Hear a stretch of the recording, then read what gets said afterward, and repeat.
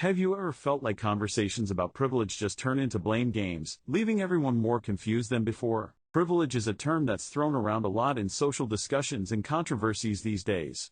It's a topic that sparks intense debates, with some people feeling like it's a legitimate issue that needs to be addressed, while others see it as just an excuse for blame shifting. The concept of privilege originated in the context of sociology, where it referred to the advantages and benefits that certain groups of people have due to their social status, wealth, or other characteristics.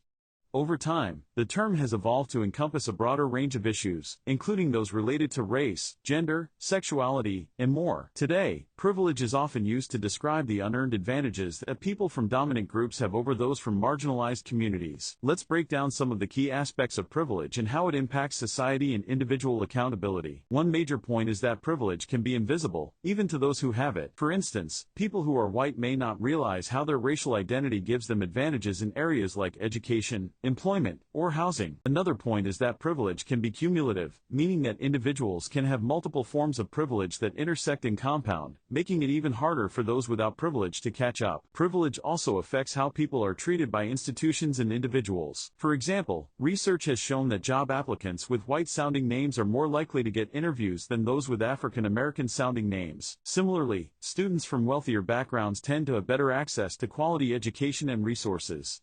These systemic inequalities perpetuate privilege and limit opportunities for marginalized groups. The implications of privilege are far-reaching, influencing everything from economic mobility to mental health outcomes.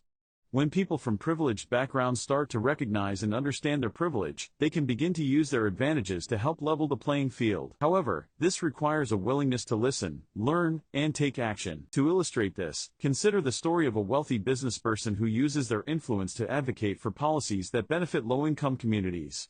Or think about a white ally who uses their privilege to amplify the voices of people of color in their social circle. These actions show that privilege can be a force for good when wielded responsibly. Some people might argue that discussions about privilege are just a form of blame shifting, where individuals or groups are shamed for their perceived advantages.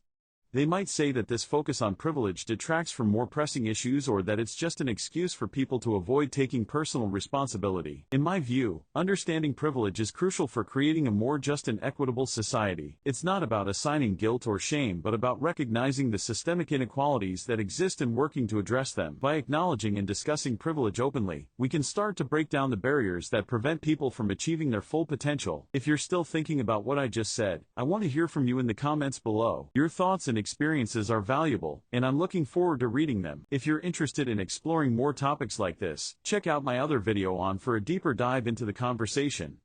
I make this shit look easy. I make this shit look easy. I make this shit look easy. I make this shit look easy. I see what I like, then I go out and get it. I make changes, that's why I'm different. I see it before it happens, that's vision. Telling myself I know I like this.